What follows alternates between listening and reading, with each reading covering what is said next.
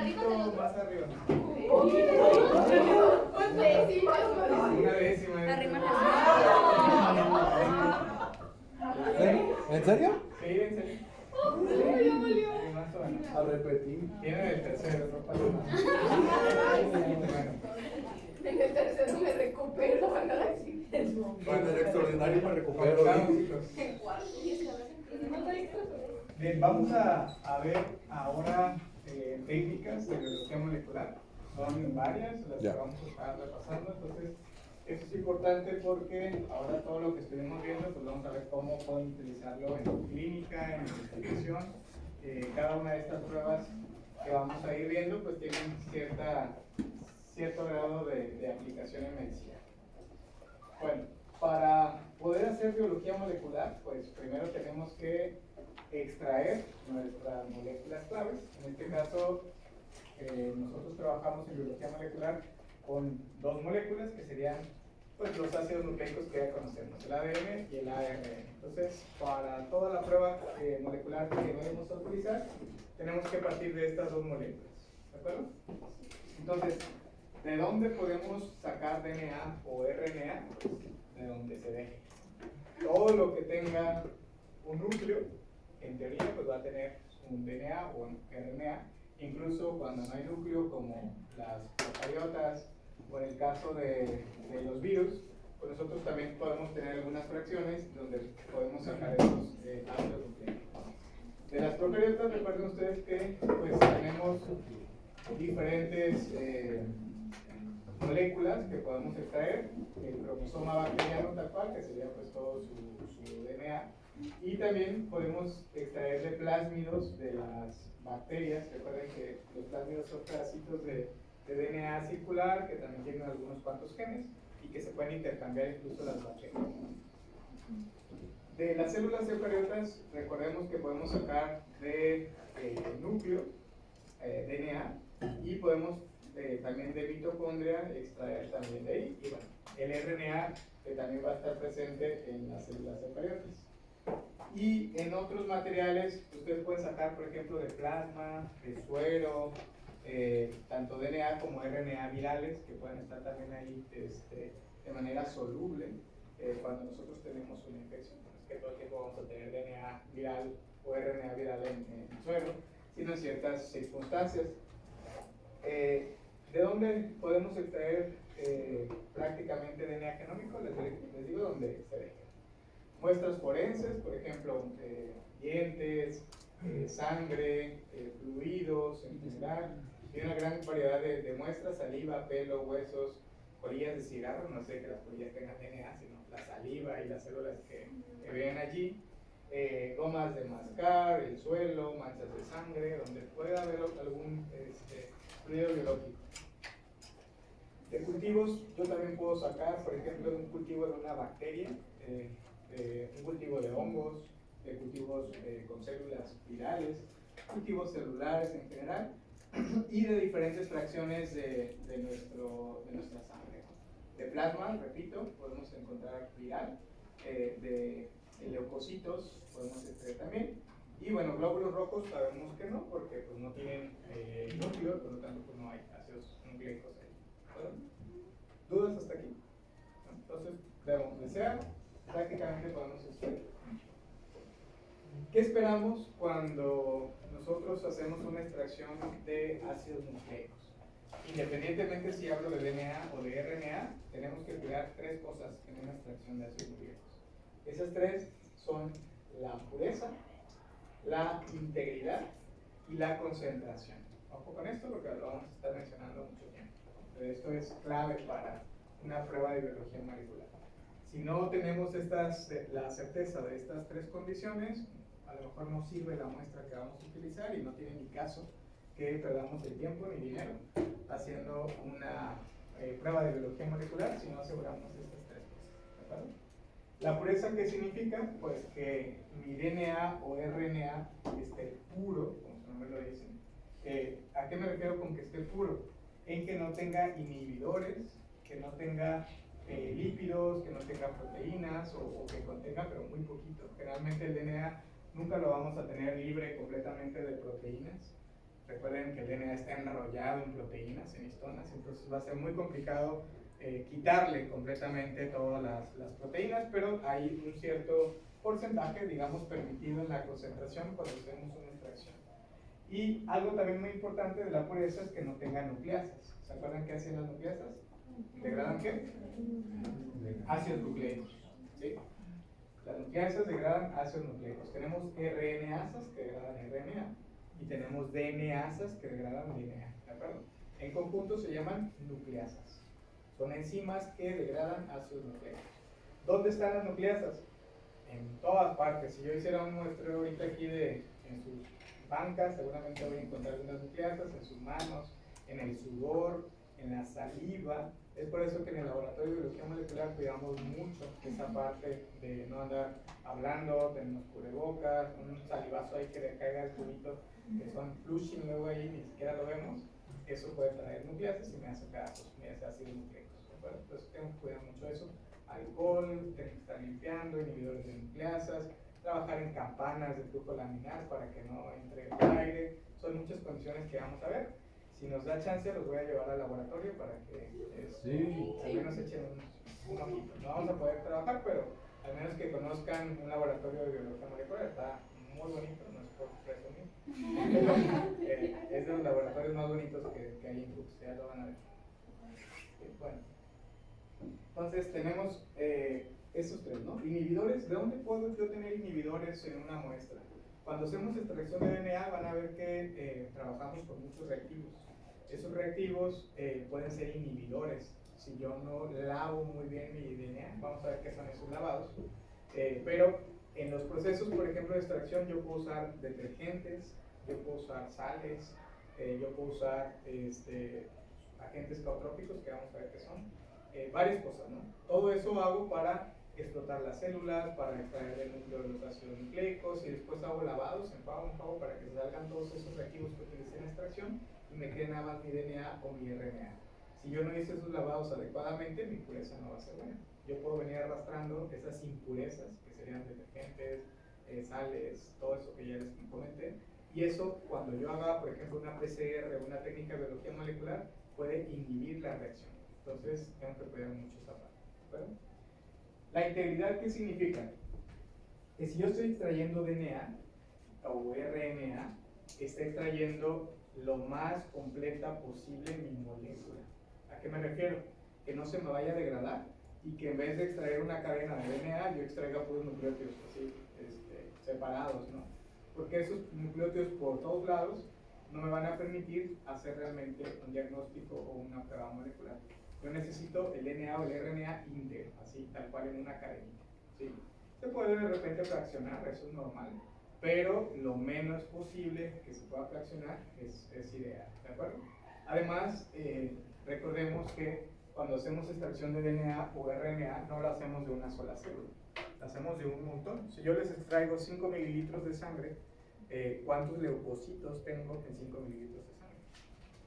Un montonal, ¿no? Y de cada uno de esos leucocitos yo extraigo su genoma. Entonces tengo posibilidades de un montón de genomas de la misma persona para poder analizar en una prueba de biología molecular. ¿De acuerdo? ¿Cómo se mide la integridad? Se mide generalmente en geles. Este es un gel de agarrosa. Ya vamos a ver en la siguiente técnica la electroforesis. Van a comprender qué es esta imagen. Pero, ¿cómo yo puedo saber? Por ejemplo, esta banda de aquí es una banda que está íntegra, es un DNA que no está degradado. Cuando yo veo una sola bandita como esta. Pero si yo veo estos barridos aquí en los carriles, cada uno de estos es un carril, esto significa que tengo bandas de todos los tamaños que ustedes pueden ver aquí a lo largo del gel, ¿sí? Esto que ven acá es un gel que yo puedo cuantificar bandas más pesadas y menos pesadas de ADN, es decir, pedazos más grandes o pedazos más pequeños de ADN. Y los más pesados, por ejemplo, van a estar arriba, los menos pesados hasta abajo. Cada una de las banditas que se vayan generando significaría un fragmento de ADN de diferente tamaño. Entonces, imagínense cuántos pedazos de ADN de diferentes tamaños existen aquí. Pues un montón. Está todo el gel lleno prácticamente de DNA de diferentes tamaños. Por eso se ve un barrido aquí. En realidad deberíamos de ver una sola banda como esta, donde vemos un solo tamaño de DNA súper grande, pesado, que sería este que nos acaba. Entonces, fácilmente con un G yo puedo decir, este es una buena extracción de ADN o de ARN, ¿sí? Y esto pues no me sirve, ¿sí? Está degradado. Este DNA es pura pedacera y no me sirve para biología molecular. ¿De acuerdo? La concentración, ¿qué significa? ¿Cuánto de ADN o de ARN yo estoy extrayendo? Siempre tenemos que partir para cada prueba de biología molecular de una cierta concentración. Cada prueba les va a decir, yo por lo menos necesito 1 microgramo de ADN para que funcione mi prueba. ¿De acuerdo? Hay quienes van a decir, con 10 nanogramos yo tengo para una prueba de biología molecular. Hay pruebas que dicen, yo necesito por lo menos 100 nanogramos de ADN. Y otras dicen, un solo nanogramo y yo con eso funciona. ¿De acuerdo? Depende de la sensibilidad de la prueba, yo voy a obtener menos o más concentración. Obviamente puedo hacer diluciones. Cuando yo hago una extracción de DNA, generalmente extraigo entre 500 y 1000 nanogramos por microlitro. Es decir, 1000 nanogramos, perdón, por cada microlitro es más o menos el promedio de una buena extracción de ADN o ARN. Si una prueba te dice que necesita nada más 1 nanogramo, pues diluyo mi muestra en 1000 y ya tengo mi nanogramo. ¿De acuerdo? Entonces, las concentraciones varían y en los laboratorios nosotros tenemos siempre una muestra que se llama stop. El stop es mi concentración así bruta de mi muestra. Y tenemos lo que se conocen como alícuotas. ¿Han escuchado esa palabra? ¿Alícuotas? Las alícuotas en laboratorio, eso no se usa solamente en molecular, sino en casi cualquier laboratorio.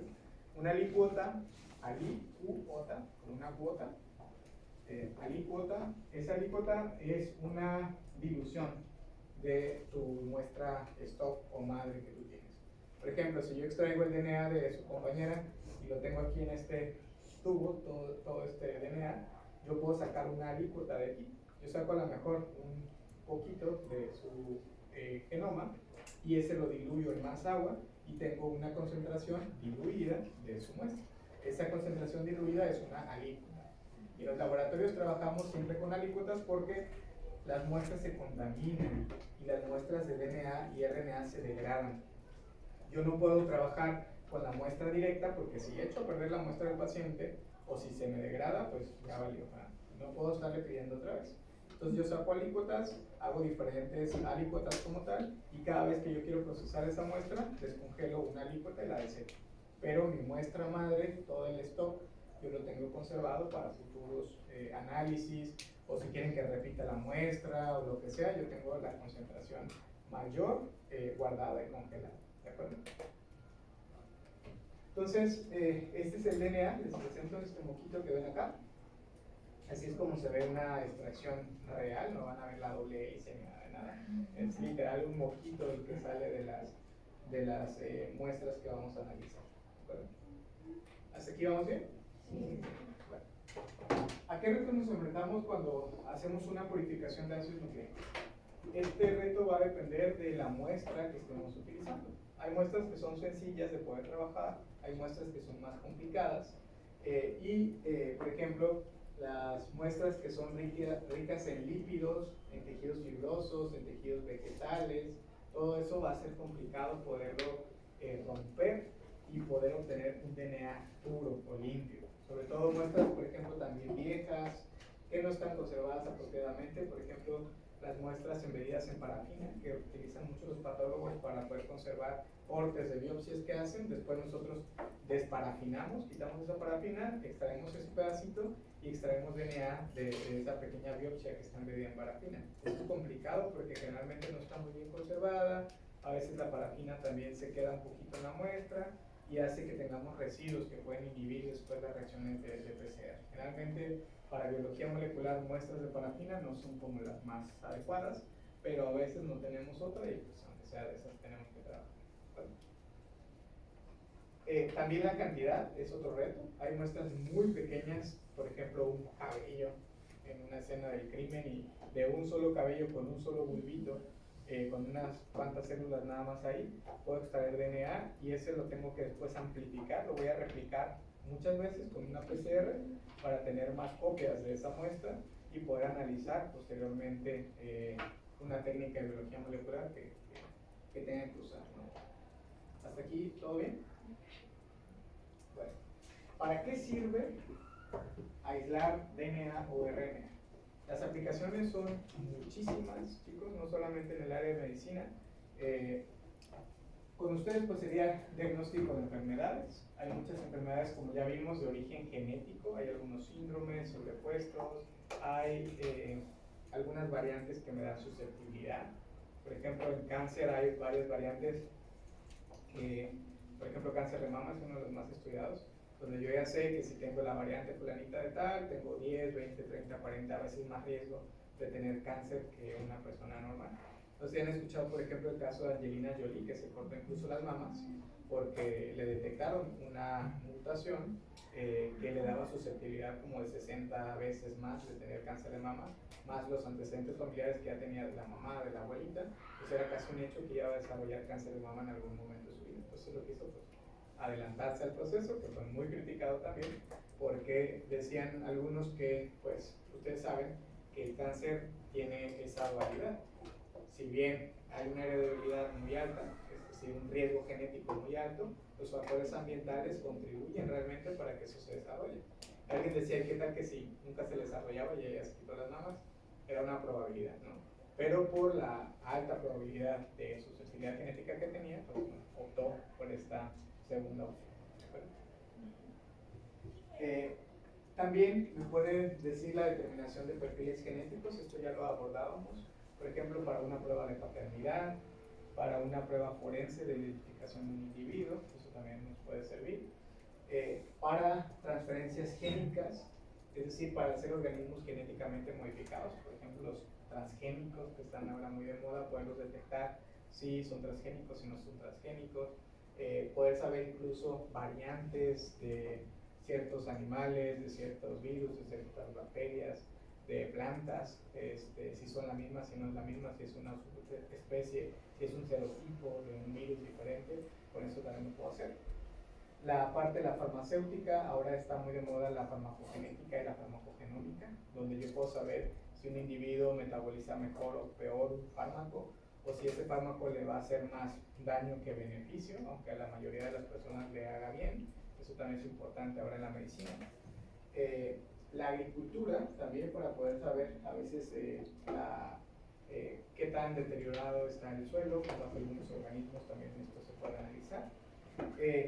Incluso pruebas ambientales, qué tanta contaminación existe, por ejemplo, o incluso el bioterrorismo, que digo, esto sería como de lo menos que quisiéramos, pero también esto es parte con lo que se puede detectar algunos procesos. ¿Todos conocen qué es el terrorismo? O sea, ¿sí? ¿Alguien que me diga cómo lo interpretan? Pues pudiera ser como para que todos lo entendamos, no sé si algunos conocerían ¿cómo se llama este juego muy Resident Evil? Que pues todo empieza de que crearon un virus específicamente pues para matar a todos y nada más que sobreviviera una parte de la población, la más rica del mundo. Y lo soltaron para que se murieran todos los comunes. El auge de la bacteria anthrax. El anthrax fue muy famoso, fue por ahí lo primero que empezaron a circular como bioterrorismo hace algunos años. Están muy chiquitos todavía. ¿Vale? ¿El anthrax? Hay un bacilo, que es el Bacillus anthracis, que habita pues, como esporas, digamos, y eso te hacía pues, bastante daño, lo mandaban por ejemplo en cartas, en cosas también. Pero igual no dura mucho tiempo porque es intracelular. ¿Vale? Igual no dura mucho tiempo porque es intracelular. Sí, pero en el momento en la que te mandan una cartita rápida, ahí quedaste, ¿no? Digo, siempre se ha tenido miedo de eso, siempre decían que la tercera guerra o la que se avecina posiblemente va a ser por bioterrorismo.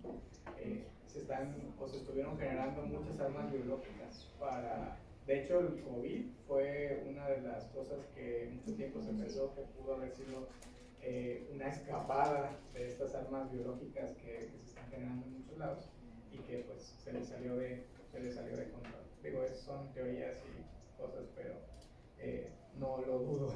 En muchos países se están haciendo guerras y armas biológicas de ese tipo. Bueno, crean la y crean antídotos. Entonces mientras alguien no descubra el antídoto, lo pueda reutilizar, pues podrían atacar prácticamente a un país completo con pues, un arma mortal de este tipo. No hay que dar ideas. Bueno, ¿cuál es el diagrama de trabajo para hacer una extracción de ADN? Independientemente del tipo de extracción, todas tienen este mismo proceso. Actualmente hay métodos para extracción de ácidos nucleicos que llamamos coloquialmente caseros, y hay otros métodos que llamamos automatizados o semiautomatizados.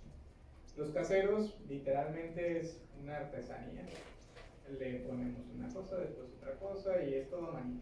¿Sí? Y los semiautomatizados o automatizados generalmente ya son kits donde literalmente además le pones la muestra y casi que ya va cayendo del otro lado el DNA. Son mucho más caros, son muy rápidos y te ofrecen generalmente ese tipo de ensayos mayor pureza, mayor integridad, pero penaliza mucho la concentración. Los kits automatizados te dan mayor pureza, te dan mayor integridad, pero te dan muy poquito DNA, te da una cantidad muy baja. Los métodos manuales o caseros, como les digo, estos depende del método, tienen mejor o mayor pureza e integridad, pero generalmente te dan mayor concentración. Entonces, depende de tu bolsillo, depende de tu laboratorio, de tu presupuesto y todo, pues usas uno u otro. Ambos son buenos, siempre y cuando tengas controles de calidad y estándares de lo que tú quieres, ¿no? ¿Qué hacen las pruebas? Lo primero es disgregar o fragmentar el tejido. ¿A qué me refiero con esto? Si yo voy a hacer extracción de ADN de una biopsia del piel, por ejemplo, lo primero que tengo es que moler ese tejido. Disgrego las células. ¿Qué significa disgregar? Ese tejido los separo, ¿de acuerdo? Las células las tengo que tener individuales para poder hacer una buena extracción. Si están así en el tejido, no me van a servir. Una manera, por ejemplo, de ahorrarse este paso de la disgregación es tener, pues, muestras donde no haya una agregación, por ejemplo, la sangre, ¿no? Los leucocitos no están pegados como un tejido, por ejemplo, como la piel, y la disgregación, pues ahí no hay problema, ¿no? Posteriormente a la disgregación yo tengo que hacer la lisis celular. ¿Para qué? Pues para romper los núcleos, para sacar sus ácidos nucleicos. El tercer paso es la desnaturalización. ¿Qué significa eso? Yo elimino, generalmente desnaturalizo proteínas, membranas, lípidos, quito todo, desnaturalizo todo, menos el DNA, que es el que nos va a quedar, o el RNA. Aunque a veces se desnaturaliza, se abre también un poquito. De ahí yo purifico, que era esto que les decía, estos lavados, para quitarles todas esas impurezas, lípidos, proteínas, sales, detergentes, todo lo que me haya quedado del proceso anterior. Y después yo analizo, ¿para qué? Hago dos tipos de análisis. Un análisis cuantitativo, que es generalmente con un equipo. ¿Estuvieron haciendo espectrofotometría en bioquímica? ¿Hicieron algunas prácticas? Okay. Bueno, usamos los espectrofotómetros para poder saber la concentración de un analito, en este caso de DNA. ¿Sí? Yo no sé cuántos nanogramos por microlitro tengo en la muestra que yo estoy leyendo, ¿de acuerdo? En los laboratorios de biología molecular tenemos aparatos bastante sofisticados, no son los monstruos que vieron en bioquímica, son equipos así, más chiquitos que una cajita, y utilizamos literalmente un microlitro de DNA, nivel la gota, y ahí me dice el espectrofotómetro en un segundo cuánto tengo de DNA. Son equipos muy sofisticados, a la diferencia de los de bioquímica. Bueno, entonces el equipo me dice cuánto tengo, e incluso me dice la pureza, la concentración que yo tengo de esa muestra. Y además, generalmente también puedo hacer análisis cualitativos. Yo cuantifico, y los quali yo veo cómo está la muestra. ¿Se acuerdan de los quali? Eran los geles. Con los geles de integridad, por ejemplo, vean aquí, todas las muestras están pues íntegras. Yo veo una sola bandita. ¿Se acuerdan del otro gel que les había mostrado donde estaba todo barrido? Estas serían muestras que no me sirven. Estos serían muestras que sí me sirven. Está íntegro y bueno, yo tengo una buena concentración. ¿De acuerdo? Entonces, prácticamente, repito, la técnica que utilicen tienes en el mismo principio. Todos estos son los procesos. Hay diferentes métodos para hacer la extracción. Hay métodos mecánicos, hay métodos no mecánicos. Los mecánicos, por ejemplo, yo puedo literalmente en un mortero poner el tejido, molerlo, le pongo a veces un poquito de nitrógeno líquido para congelar la muestra muy rápido, la congelo y pulverizo prácticamente en un morterito la muestra. O también hay técnicas como homogeneizadores o ultrasonidos para romper las células también, dependiendo de la técnica. O los no mecánicos, yo generalmente utilizo este tipo, por ejemplo, de no mecánicos, que son los detergentes como el SDS o el Triton, que son literalmente jabones, que lo que hacen es, quitar las proteínas y los lípidos de las células y por lo tanto las explotan, ¿sí? Prácticamente lo mismo. También se pueden utilizar digestiones enzimáticas. Utilizo enzimas que son proteasas que eliminan las proteínas, hacen pozos en las células y explota también en el líquido donde la estamos poniendo. O lisosimas que también, igual que las proteasas, pueden lisar a las células. Bueno, el chiste es romper y sacar el ácido nucleico. Bueno, les voy a poner algunas fotos reales de la extracción de ADN y cómo vamos a irla haciendo en el laboratorio para que vayan viendo más o menos cómo es el proceso. En realidad es una técnica sencilla, esta es una técnica manual que generalmente es la que utilizamos por falta de presupuesto. Estas técnicas nos han funcionado bastante bien, tienen una buena concentración y una buena pureza. Lo primero que hacemos generalmente es hacer una flebotomía. Extraemos generalmente unos entre 3 y 5 mililitros de sangre completa en tubos con EDTA, estos lila. Eso es importante porque el EDTA es un agente quelante. ¿Se acuerdan qué era eso? ¿Era un agente quelante?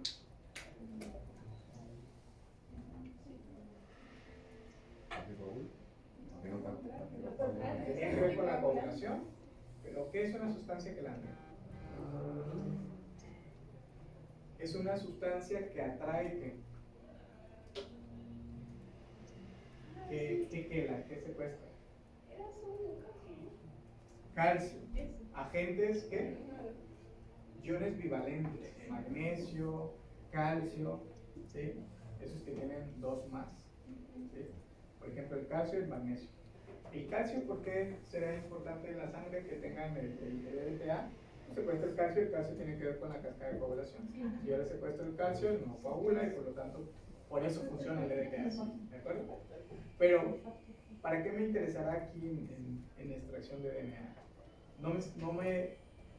Bueno, si bien me permite que no se me coagule la muestra, que siga líquida y que yo pueda manipular mejor, pero también secuestra iones de magnesio. ¿Y se acuerdan el magnesio de qué era cofactor? De las polimerasas, ¿sí? ¿Y de qué más? De las nucleasas, ¿sí? Las nucleasas también tienen a magnesio como cofactor. Entonces, si yo tengo nucleasas adentro de la célula o si yo tengo en el tubo nucleasas y tiene EDTA el tubito, ¿qué le estoy haciendo? Estoy secuestrando sus coactivadores, en este caso serían los magnesios. Por lo tanto, aunque yo tenga nucleasas presentes en mi tubo, no se van a activar y no me van a degradar mi ácido nucleico. ¿De acuerdo? Por eso es importantísimo que el tubo sea con EDTA. ¿Sí o no? Entonces, bueno, una vez que extraigo la muestra, ¿ya extrajeron sangre? Ya. ¿Dónde? ¿En bioquímica también? Sí. Ok. Una vez que extraigo la sangre en este tubito, lo primero que le voy a agregar al tubo es algo que se llama coloquialmente buffer de lisis. ¿Ok? ¿Para qué sería un buffer de lisis? ¿Okay? Este buffer de lisis, a ese tubito con sangre le voy a agregar ese buffer de lisis que se llama también TTS por lo que contiene. TTS significa tris, tritón, sacarosa. ¿De acuerdo? Tris es una base, ¿sí?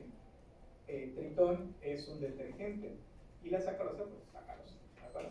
¿Para qué funciona esto? ¿Qué creen que haga? es esta. Juega con la ¿qué? Ósmosis. Ajá. Y lo que hacemos es que, ¿qué hace el detergente en las proteínas? La rodea en los lípidos y las proteínas y las secuestra, las mete en vacuolitas. ¿Sí? Y si nosotros tenemos una célula, que su membrana que es lípidos y proteínas, pues secuestramos todos esos lípidos y proteínas con los detergentes y la célula pues le entra agua, se hincha y explota. ¿De acuerdo? Eso es lo primero que vamos a hacer con ese buffer de lisis. Se llama así porque lisa. Pero, ojo, en la sangre tenemos dos tipos de células que son glóbulos blancos y glóbulos rojos. La membrana de cada una de las células es diferente. La membrana de los leucos es más resistente que la membrana de los eritrocitos. ¿Sí? Eso tiene que ver por la cantidad de lípidos que tiene, de proteínas, de cómo están enlazadas, etcétera, etcétera. ¿De acuerdo? Pero es más facilizar un eritrocito, se explota por cualquier fragilidad, y los leucos no. ¿De acuerdo? El TTS o buffer de lisis tiene esa capacidad de lisar específicamente eritrocitos. ¿De acuerdo?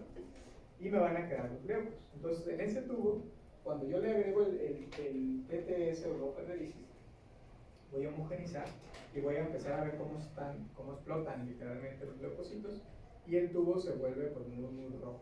¿De acuerdo? Se libera toda la hemoglobina. Una vez de que yo estoy haciendo esa reacción, ese tubo que ya se está lisando, lo voy a pasar a estos tubos que ven aquí, que se llaman tubos Eppendorf. ¿Sí? Estos tubos que ustedes ven acá, son tubos, estos son Falcon, perdón. Estos tubos Falcon son más grandotes. Los Eppendorf son estos chiquitos de acá. Esos tubos Falcon, yo paso la sangre con el EDTA aquí adentro y esos tubos los meto en una centrífuga como esta. ¿Sí? ¿Todos conocen las centrífugas? Sí. Okay. Meto las centrífugas, calibro que todo esté parejo en cada uno de los lados para que no me bote todos los tubos y la sangre. Y le pongo a la centrífuga 10 minutos a 3.000 revoluciones. ¿Sí? La centrífuga hace lo suyo, empieza a centrifugar. Y al final voy a tener un tubo así, ¿ven? Se puso completamente rojo. En todo esto que ustedes ven aquí, casi no se ve, pero aquí me va a quedar un botoncito muy más oscuro, ¿sí? un pedacito ahí como mojito pegado aquí. Y todo esto es el líquido. ¿Qué es esto? Buffer de lisis, más toda la hemoglobina y células, residuos y todo lo que quedó de los eritrocitos. ¿De acuerdo? ¿Qué es este botoncito negro que me queda aquí como sedimento al final? Los leucocitos. ¿De acuerdo? Entonces, lo que voy a hacer posteriormente se llama decantar. ¿Sí? Decantar es cuando yo tiro sin miedo el tubo, lo volteo y se va a salir todo el líquido. Este es un recipiente con cloro que siempre tenemos ahí en el laboratorio para evitar cualquier infección y se decanta sin miedo. Volteas el tubo, ¿sí? Vacías hasta la última gotita y cuando lo volteas te va a quedar nada más ese botoncito negro pegadito como poquito hasta abajo. ¿De acuerdo? Ese pedacito le voy a volver a poner otros 3 mililitros de TTS. ¿Sí? Cuando le pongo los otros mililitros de TTS, lo agito y el tubo se va a poner otra vez así, rojo. ¿Sí? ¿Eso qué significa? Que sigo teniendo eritrocitos todavía en el tubo. ¿De acuerdo? Entonces, ¿qué sigue? Generalmente lo voy a pasar a un tubo más chiquito, que se llama tubo Eppendorf. Estos son más o menos así. ¿Sí? Esos tubos yo lo traspaso y los voy a meter a otra centrífuga que tiene mayores revoluciones que la centrífuga pasada. Y le pongo generalmente ya menos volumen, solamente 1 mililitro de TTS. Bueno, antes de pasarlo a la centrífuga, cuando yo ya lo resuspendí otra vez, lo voy a pasar a unos equipos como estos que van a ver en el laboratorio, que se llaman Vortex, que nos han salvado mucho la vida en el laboratorio para no perder tiempo y tener chance de estar haciendo otras cosas. Generalmente nosotros lo que hacíamos antes de los Vortex es andar por el laboratorio así, haciendo otras cosas y moviendo el tubito por todos lados, ¿no? Lo que hacen ahora estos vortex, o también les llaman shakers, es meter los tubitos en una esponja que tiene pozos aquí, y tú le subes aquí la velocidad y le prendes y vibra esta cosa así. Entonces todo el tiempo está moviéndolos, es como si tú los trajeras así en la mano, ¿de acuerdo? Tú le pones el tiempo, la velocidad, y ahí los dejas, estás haciendo otras cosas, ¿de acuerdo? ¿Cuánto los agitamos? Pues algunos minutos. Después de eso lo pasamos a la centrífuga otra vez, a 12.000 revoluciones y 2 minutos. ¿Y qué pasa otra vez? Vuelvo a agarrar el tubito más chiquito, lo vuelvo a decantar en el cloro y me va a seguir creando un botoncito otra vez menos oscuro que la vez pasada, pero sigue oscuro, ¿de acuerdo? ¿Qué creen que siga? Volverle a agregar otro mililitro de TTS, volver a agitar, volverlo a poner. Eso se llaman lavados, ¿sí? Yo estoy lavando mis leucocitos para quitarles todos los eritrocitos y eliminarlos, ¿de acuerdo? Cuando yo ya veo que la agüita ya no está roja, sino que ya es transparente, casi transparente, significa que ya están listos mis leucocitos para el siguiente paso, ¿de acuerdo? ¿Sí o no? Sí. Bueno, vean, más o menos el último lavado queda así. Ahora sí ven este mojito. Sí.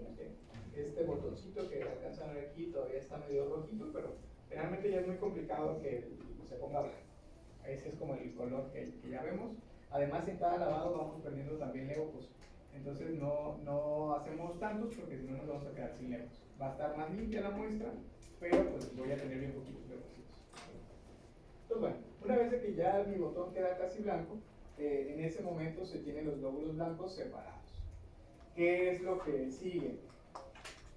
Esta extracción que les estoy mostrando se conoce como salting out o la técnica salada, ¿sí? O desalación, porque lleva muchas sales en el proceso. También se llama técnica de extracción de Miller con doble L. Otra vez, se llama salting out o técnica de extracción de Miller. ¿De acuerdo?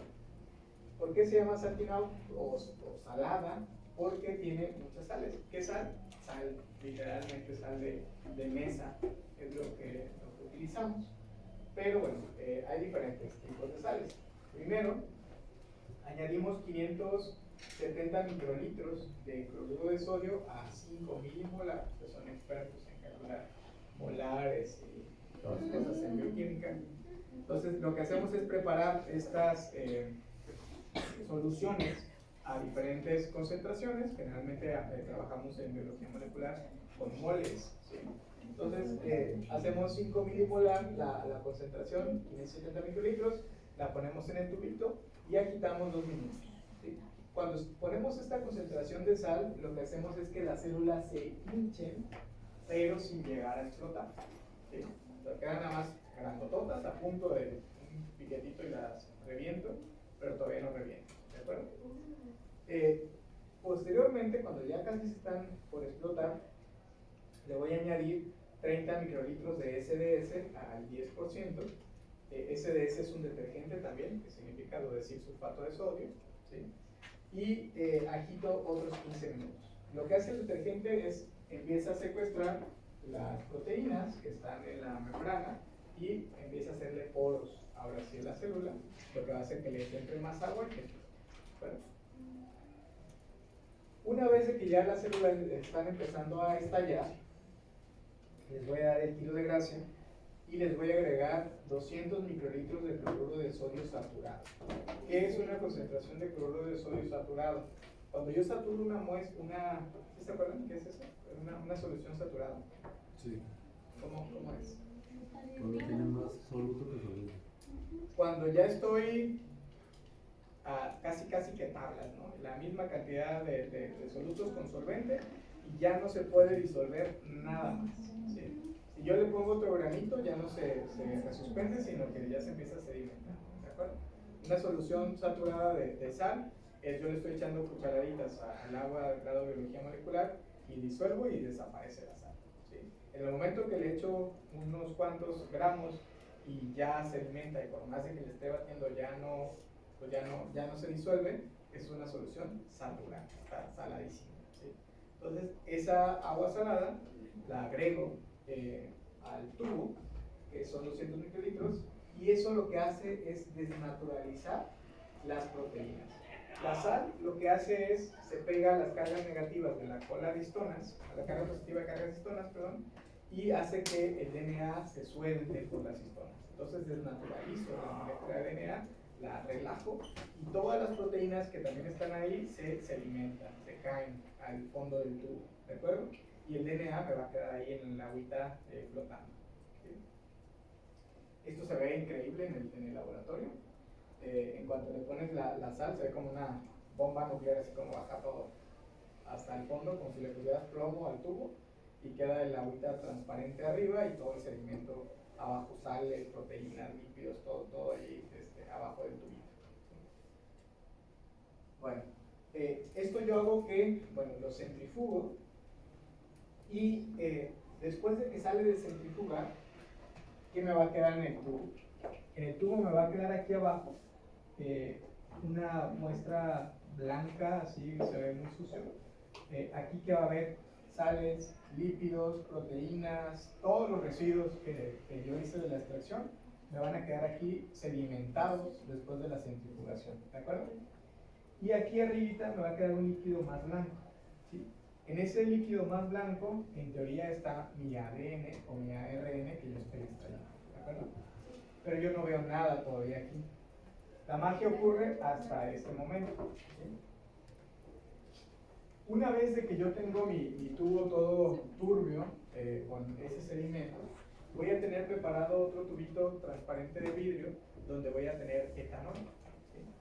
Ese etanol, lo que voy a hacer es vaciar ese líquido transparente al etanol, ¿sí? Lo vacío, y ahí ocurre la magia y la sorpresa cuando hacemos extracción de DNA.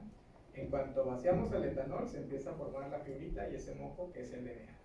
Ahí ya respiras de que toda la extracción que estuviste haciendo valió la pena y hay DNA en la muestra, ¿de acuerdo? Esto se va formando así como si echaran, al principio se ve como si pusieran un poco de aceite al agua, empieza a verse así como gotitas de grasa y se empieza a formar hasta que se forma es cuestiones de segundos, unos 30 segundos se forma este mojito, ¿sí? Este es mi DNA, ¿sí? Ese DNA es insoluble en alcoholes. Nuestros ácidos nucleicos son insolubles en alcoholes, es por eso que aparecen y los vemos así sedimentados en el etanol, ¿de acuerdo? No hay magia, o sea, se condensa y por eso los vemos así. Una vez de que yo extraigo esto, meto la muestra toda la noche a menos 20 grados centígrados, unas 24 horas. ¿Qué es lo que hace los ultracongeladores que tenemos en el laboratorio? Hacen que, bueno, el alcohol todavía termine de condensar, precipitar más el ácido nucleico y que todas las sales que hayan quedado en el DNA se empiecen a sedimentar con lo frío, ¿sí? Al otro día saco la muestra del congelador y tengo otro tubito con etanol, ¿sí? Y hago lo que conocemos como el paso de la muerte con mis estudiantes en biología molecular. ¿Qué es ese paso de la muerte? Pasar de ese tubito a otro tubo limpio el DNA, ¿sí? El DNA es muy viscoso, literalmente se queda súper pegado. Entonces lo que hago es con una punta de una pipeta, apenas si toco el DNA, se le pega a la pipeta y así lo paso al siguiente tubo, ¿sí? No lo debo de aspirar porque si lo aspiro se me queda pegado en la punta y después para sacarlo es un problema, ¿no? Entonces prácticamente en cuanto agarra poquito lo aviento. A veces se les cae, es un problema cuando van iniciando, pero no nos pasa. Hay unos que son muy hábiles y desde siempre lo hacen bastante bien. Pero bueno, lo pasamos. ¿Sí ven este moquito aquí? Apenas aquí un hilito se pasa. Una vez de que lo paso al siguiente tubo, lo que voy a hacer es moverlo, agitarlo, lo centrifugo, lo vuelvo a sacar y decanto. El moquito queda pegado abajo del tubo y le vuelvo a agregar otra vez etanol, lo vuelvo a lavar, lo vuelvo a centrifugar y así. Hago como unos 3 lavados para asegurarme que no le queda nada de sales ni nada de restos de nada. Y una vez de que ya le di el último lavado, lo que hago es voltear el tubo. ¿Para qué volteo el tubo? En una gasa, generalmente aquí, para que se le escurra todo el etanol. Unos 20 minutos más o menos se deja así, temperatura ambiente, y ya que ves que ya no tiene ninguna gotita de etanol, el botoncito de DNA se alcanza a ver aquí pegadito como blanco, pero cuando se seca se vuelve transparente y ya no lo ves, ¿sí? Entonces cuando ya está transparente significa que ya está deshidratado y que ya puedes hidratar ahora sí. ¿Con qué lo podemos hidratar? Generalmente con agua, agua que se conoce como grado biología molecular. ¿Qué es el agua de grado biología molecular? Es una agua ultra filtrada que además estamos seguros que no tiene nucleases. Estas las venden las empresas, generalmente ya muy limpias, pues, para que no se vaya a degradar el DNA, y yo lo meto a congelar. ¿Cuánto tiempo meto a congelar el DNA? Muchos años. Tenemos muestras de 20 años ahí en los ultracongeladores de pacientes y siguen funcionando perfectamente, ¿sí? Es muy resistente el DNA. Sobre todo lo metemos a menos 80 grados centígrados, son ultracongeladores que tenemos ahí, les mostraré, que almacenan las muestras, ¿sí? Una vez de que yo hidrato, generalmente unos 300 microlitros de agua le pongo, lo disuelvo. En cuanto yo le pongo el agua, el DNA sí se puede mezclar con el agua, ¿sí? A diferencia con el alcohol donde se concentraba, el DNA en el agua sí se disuelve. Cuando se disuelve, empieza a formarse como una solución como si fuera glicerina. Todos ubican la consistencia de la glicerina, literal, hasta burbujitas así se ven como la glicerina. Y eso significa que tienes ya DNA disuelto a una buena concentración, ¿de acuerdo? Como no sé exactamente si estuvo íntegro, si está puro, si está muy bien, tengo que usar la siguiente parte, que era la cuantificación, ¿de acuerdo? Sí.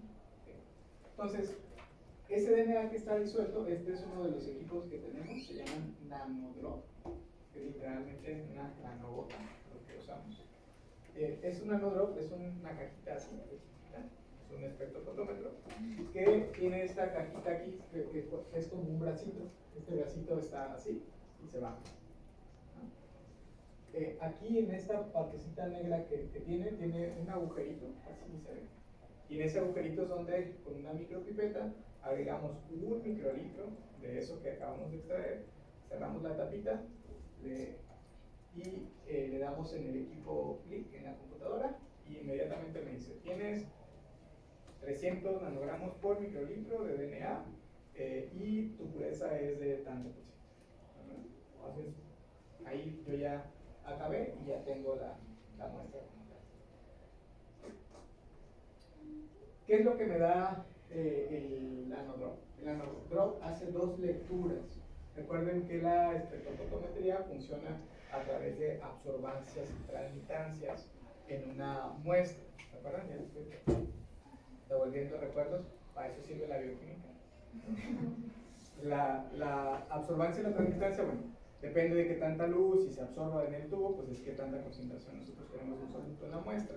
Lo que hace es el equipo es radiar las bases nitrogenadas de la muestra. Entonces pasa a las bases, y con base a qué tanto atraviesa y qué tanto absorbe las bases, me saca una concentración. ¿De acuerdo?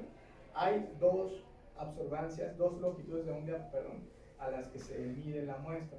Una se mide a 260 nanómetros y la otra a 280 nanómetros. A 260 me permite leer ácidos nucleicos, es decir, DNA o RNA, y a 280 me permite leer proteínas. Entonces, me saca la concentración de qué tanto DNA y qué tanta proteína tengo en la muestra. Entonces dice, por ejemplo, de DNA es 1000 nanogramos por microlitros, y de proteína tienes 800 nanogramos por microlitro. ¿De acuerdo? Ambas concentraciones, el equipo hace una división y me da un rango, ¿sí? Me dice, la concentración de 260 entre 280 te da tanto porcentaje. Ese rango, para que se acepte en biología molecular, debe ir de 1.8 a 2. ¿Sí? La división de la lectura de 260 entre la lectura de 280 me debe dar 1.8 a 2. Si es menor a 1.8, significa que mi muestra está contaminada con muchas proteínas, más proteínas de las que yo necesito, me van a meter ruido al momento de hacer una prueba de biología molecular. ¿De acuerdo? Si yo tengo más de 2, significa que mi DNA posiblemente está degradado. ¿De acuerdo? Entonces tampoco me va a servir. Necesito estar entre ese rango. Yo puedo tener 1.8, 81, 82, 83, 84, 85, 90, 91, 92 hasta 2. ¿De acuerdo? Más arriba tengo riesgo de que esté degradado, más abajo tengo riesgo de contaminación, principalmente proteínas. ¿Sí o no? ¿Dudas con esto, chicos? ¿Está bonito? ¿No? Sí. Fácil. Bueno, la siguiente técnica es de extracción de RNA. Es básicamente lo mismo, se parece mucho. Nada más que tengo que tener otras precauciones. ¿Se acuerdan que les decía que el DNA se degrada porque lo veas feo? Entonces, aquí yo tengo que tener mucho cuidado. Hacer extracción de RNA es más complicado que hacer extracción de DNA. El DNA es muy resistente, el RNA no. Sobre todo a la temperatura, se degrada muy fácil. Vale. ¿Cuáles son las precauciones adicionales que yo necesito cuando hago extracción de RNA? Primero, generalmente utilizo reactivos como el DPC. DPC significa dietilpirocarbonato y es un reactivo que se utiliza para inhibir nucleasas, principalmente RNasas. Las RNasas son muy resistentes. Incluso si yo las meto a un autoclave que esteriliza prácticamente lo que sea, una de estas estufas de calor y vapor, las nucleasas resisten esas condiciones de temperatura y no les pasa nada. Entonces yo las tengo que inactivar forzosamente con generalmente este tipo de reactivos como de dietilpirocarbonato. Siempre necesito, igual que en la anterior, pues material desechable, no reutilizo nada, desinfecto todo, material exclusivo.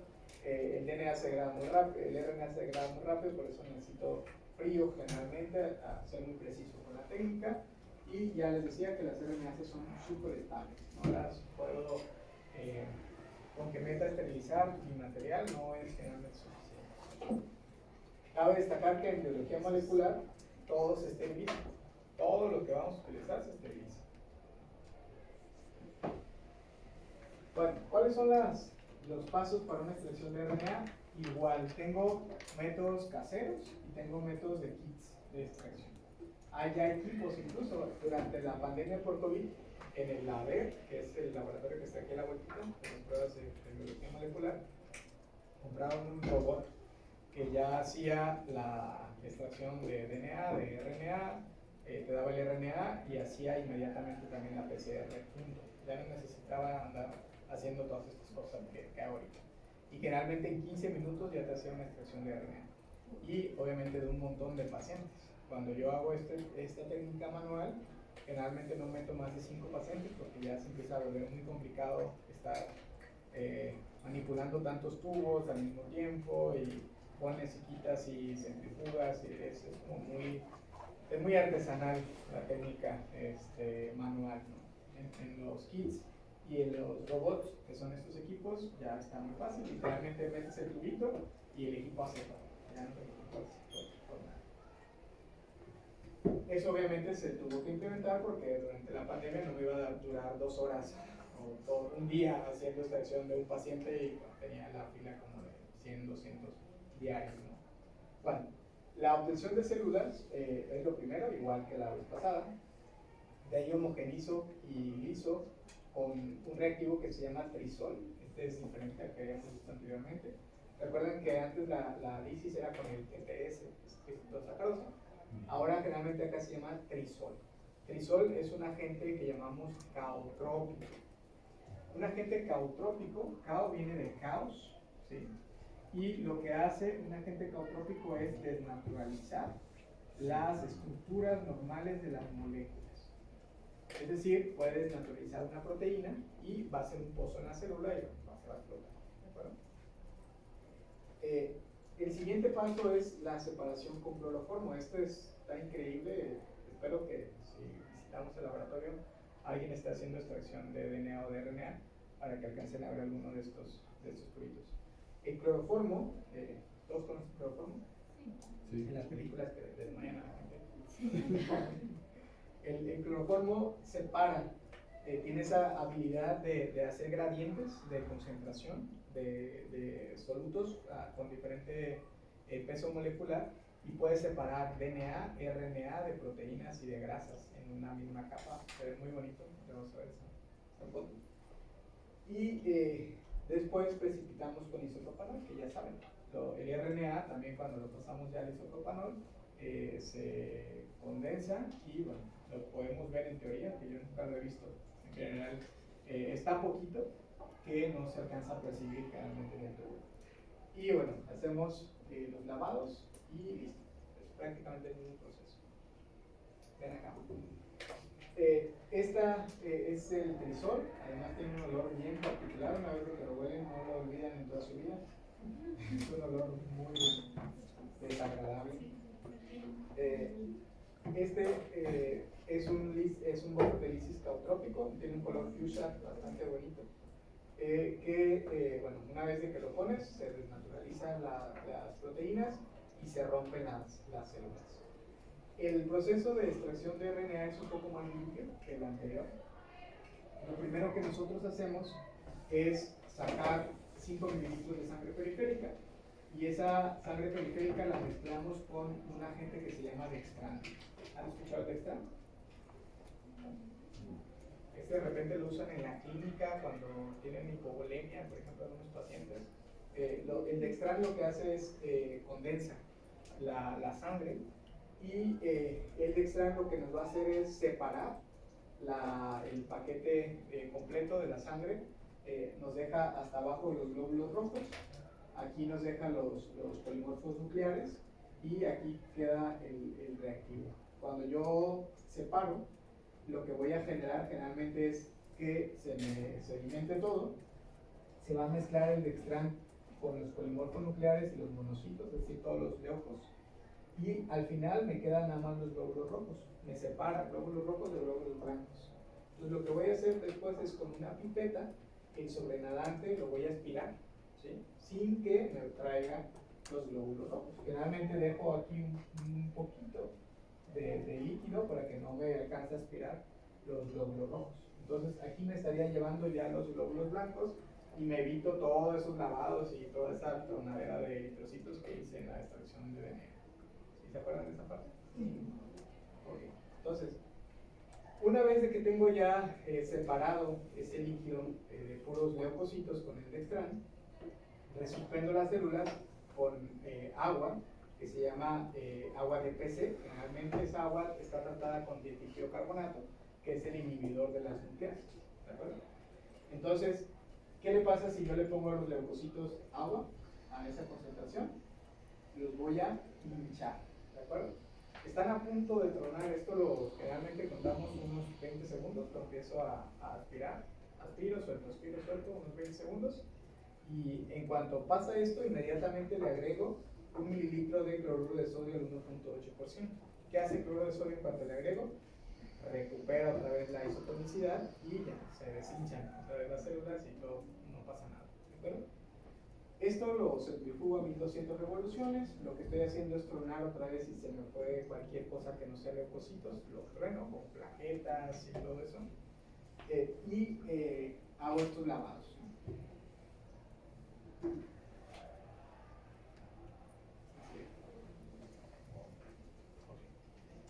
Una vez de que hago estos lavados, lo que voy a hacer es añadir, después de que hago estos lavados, agrego a la centrifugo y tiro el sobrenadante, me queda nada más el botoncito de los puros leucocitos.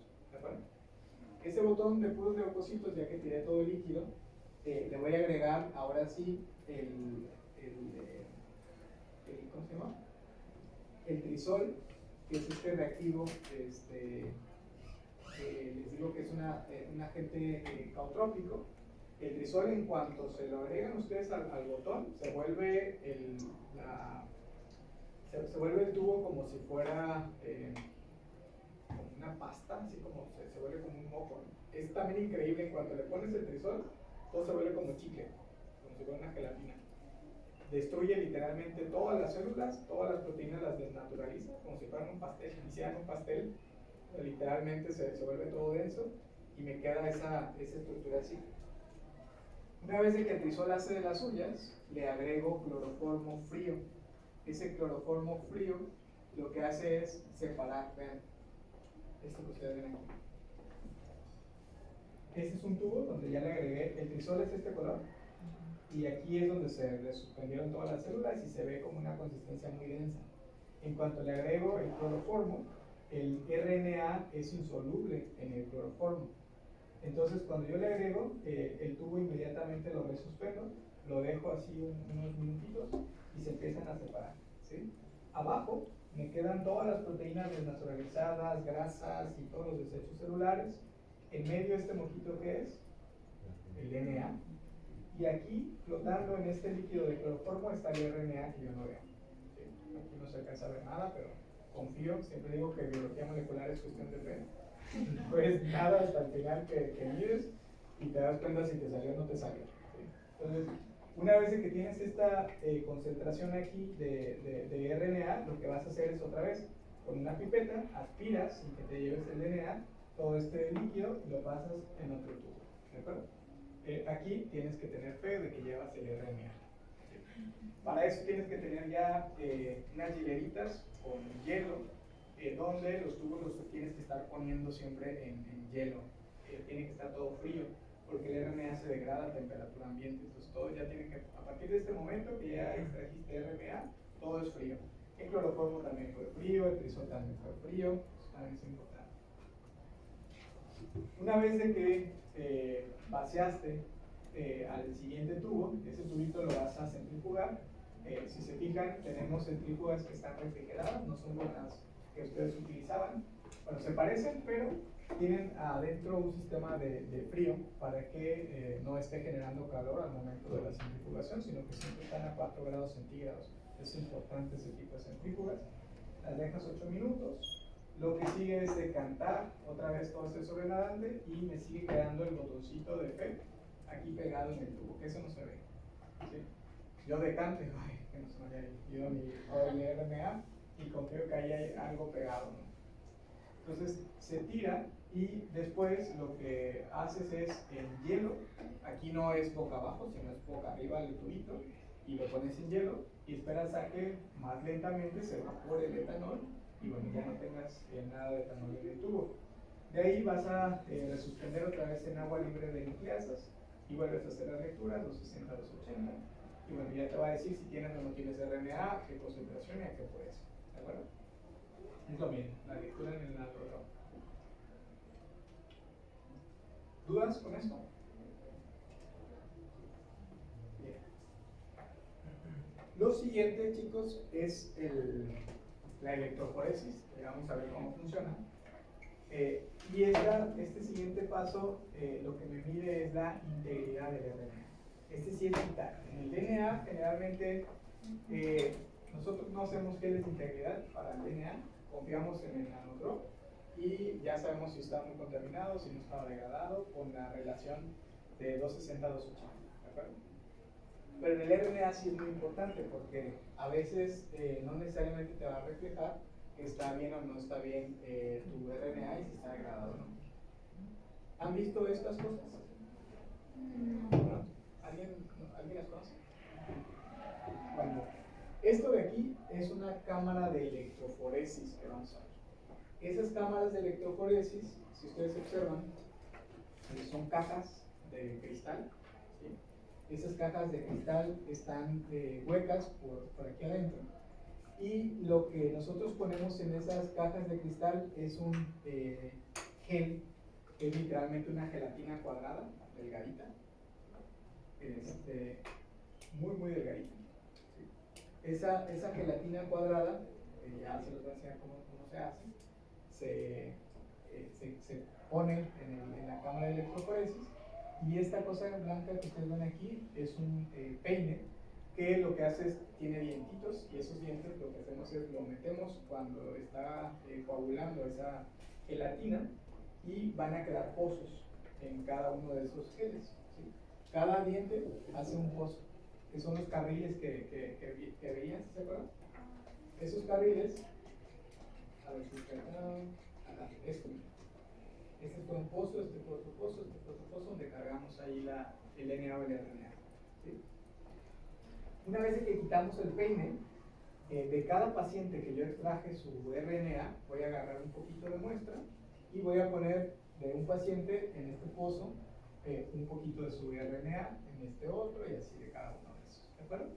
Ese DNA generalmente lo mezclo con sustancias que se llaman buffer de carga, que vamos a ver qué son, que son sustancias como de color azul, verde, de diferente color, para que yo pueda visualizar que ahí cargué algo, porque generalmente pues, el DNA no voy a ver nada y les digo que todo es fe y pues no sé si cargué o no cargué. ¿De acuerdo? Además, el RNA y el DNA es soluble en agua, en buffer, y a esto todavía no le he echado, pero le voy a poner buffer, le voy a poner agua aquí adentro. Si tiene eso, el DNA se disolvería y no entraría nada adentro del gel. Entonces, en ese buffer de carga generalmente también tiene glicerina, lo que hace que el DNA se vuelva más pesado y se meta adentro de la gelatina y empiece a correr por dentro. ¿Sí? Entonces, una vez que yo tengo esto y ya cargué cada una de las muestras, esta cámara, si se fijan, tiene dos cables. ¿Sí? Tiene un cable rojo y un cable negro. El rojo está conectado, hay algo que vamos a ver ahorita en electroforesis, es una cajita también de electricidad que se llama fuente de poder, en nombre de película. Sí. Esa fuente de poder se conecta a estos cables y en esa fuente de poder hace dos tipos de corriente, avienta voltaje de carga positivo y voltaje de carga negativa. ¿De acuerdo? El rojo es el de carga positiva y el negro es el de carga negativa. ¿De acuerdo? Entonces, lo que hace la fuente de poder es mandar electricidad a cada uno de los polos. Generalmente, por ejemplo, si yo corría aquí, de un lado voy a poner una carga positiva y del otro lado tiene la carga negativa. ¿De acuerdo? Depende de la molécula que yo quiera separar, voy a conectar los cables. Por ejemplo, si yo separo del RNA, y del RNA, ¿qué carga tiene? ¿Negativa o positiva? ¿El RNA? Negativa. RNA y DNA tienen carga negativa. ¿De acuerdo? Entonces, si tiene carga negativa y yo quiero que migren hacia acá abajo, ¿qué cable tiene que estar aquí abajo? ¿Es de positiva o negativa? Positiva. ¿Por qué?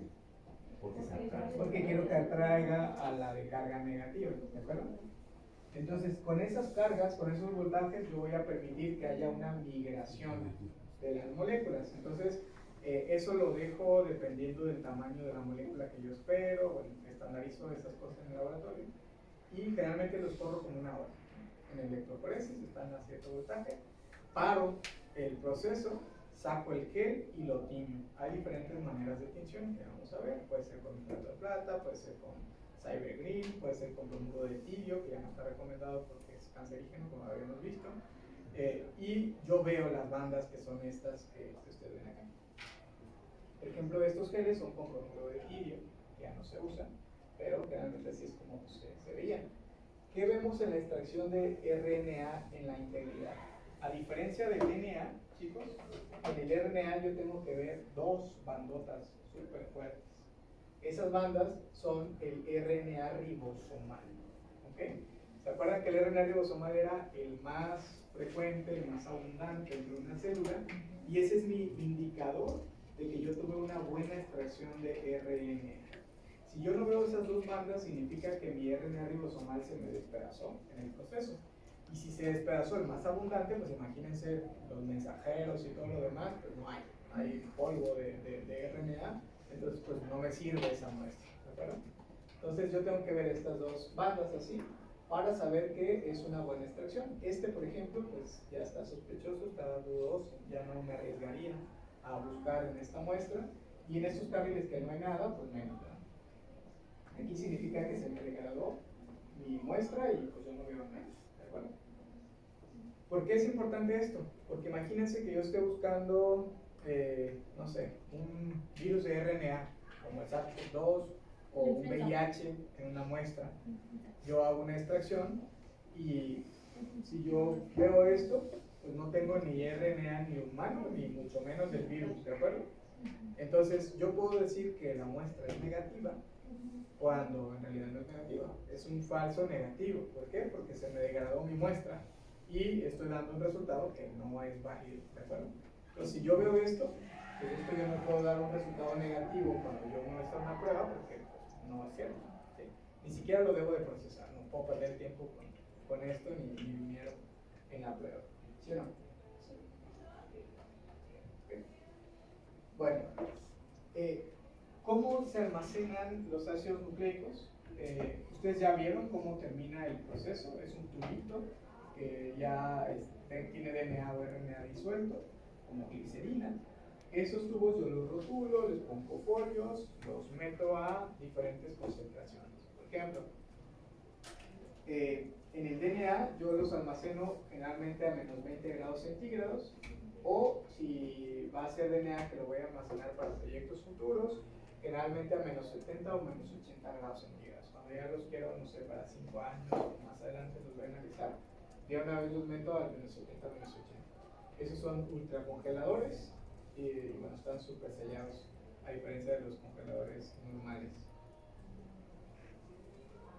Bueno, este es un negocio, los que quieren hacerlo. No los he visto, los vi hace mucho tiempo en un congreso, estaba súper bonito. Es un collar de ADN en un casco. ¿Sí ven el DNA aquí? Literalmente estaban vendiendo cajitas, son kits para extracción de DNA, hacías de saliva, estabas ahí, sacaban tu DNA, era inmediato, son kits de extracción rápida, y lo pasabas a estos collarcitos que ya traía el kit con un poquito de alcohol, lo tapabas y ya traías tu collar de tu DNA extra.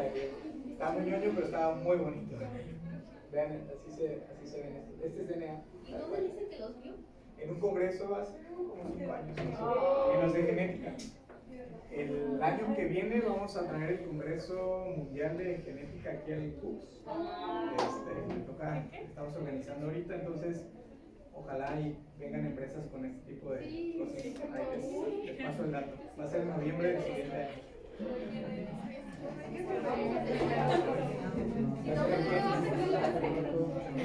Va a ser en CUCS y vamos a tener algunas becas para que se pongan. Bueno, yo no me doy de baja. Si es que todavía se acuerdan del molecular. Van a venir requisitos de genética.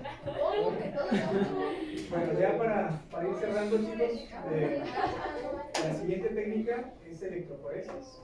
Tenemos unos 5 minutitos más. Esta técnica es continuación de la que acabamos de ver. Ya vieron que generalmente para ver la integridad pues necesitamos electroforesis.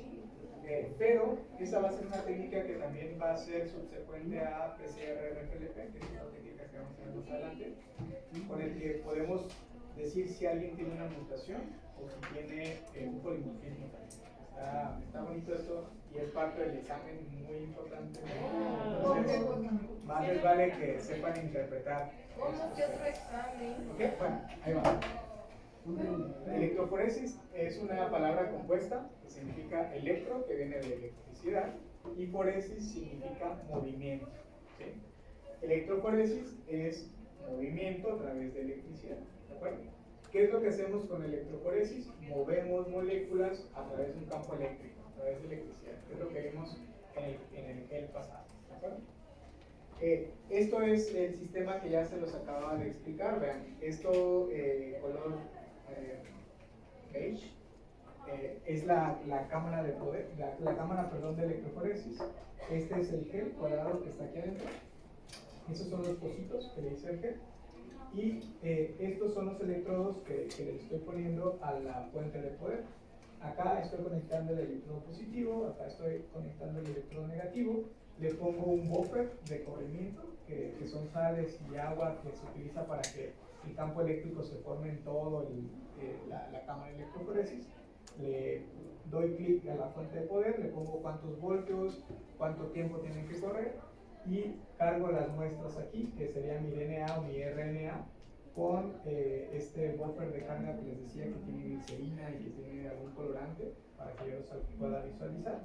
Y en cuanto prendo la cámara de electroforesis, estas banditas van a empezar a migrar. En cada uno lento, lento, lento, lento, lento. Detengo la electroforesis y a lo mejor me quedan, por ejemplo, como por ejemplo. Una vez que yo tengo esto, saco el gel, lo tiño y así es como haríamos cada uno, ¿de acuerdo? Entonces, bueno. Los geles de electroforesis hay de dos tipos. Unos que se llaman de acrilamida y otros que se llaman de agarosa. Ojo con los de acrilamida porque les decía que son muy buenos porque la acrilamida me permite separar bandas de tamaños más chiquitos. Es decir, si en una muestra yo tengo un pedazo de ADN que mide 20 nucleótidos y otro pedazo de ADN que mide 23, con un gel de poliacrilamida yo puedo distinguir entre el de 20 y el de 23 nucleótidos. Pero con uno de agarosa yo no puedo visualizar eso. En el de agarosa aparecerían las bandas igualitas. ¿Sí? Eso significa que no tiene buena resolución. ¿De acuerdo? Así como las cámaras que te alcanzan a sacar el grano o no. Aquí en este caso también sí, se alcanza a tener una mayor resolución, separa bandas tan parecidas o no. ¿De acuerdo? ¿Dudas con esto? La acrilamida es un agente neurotóxico muy importante. Si van a trabajar en el laboratorio con acrilamida, aguas, con cubreboca, con aire acondicionado apagado y que no ande aventando porque es un polvito más fino que la maicena todavía, una cosita que volatiza muy fácilmente y si lo inhalan van a quedar todos locos con eso. Que de hecho la acrilamida, por ejemplo, malas noticias, se forma con la arginina a altas temperaturas. Por ejemplo, las papas fritas generan mucha acrilamida. Ellos que les encantan las papas fritas. Lo siento. No coman tantas papas fritas. Yo me las como con remordimiento, créanme.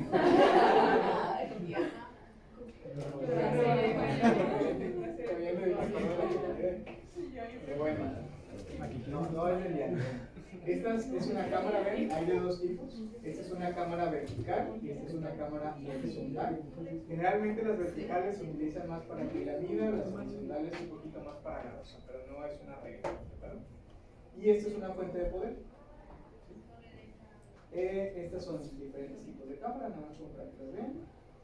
Y bueno, déjenme ver cómo vamos de tiempo.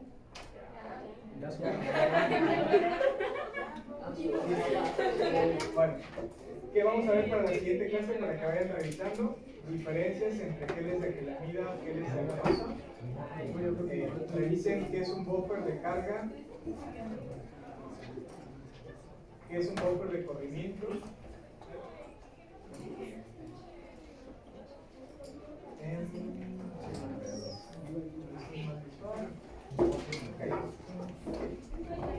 Bien, con eso.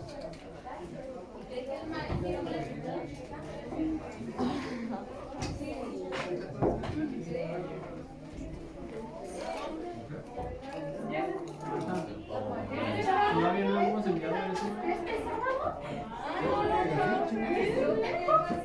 Ya pusieron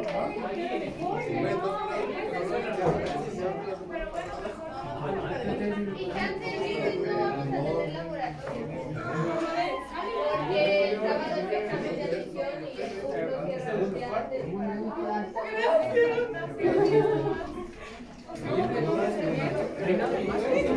Gracias.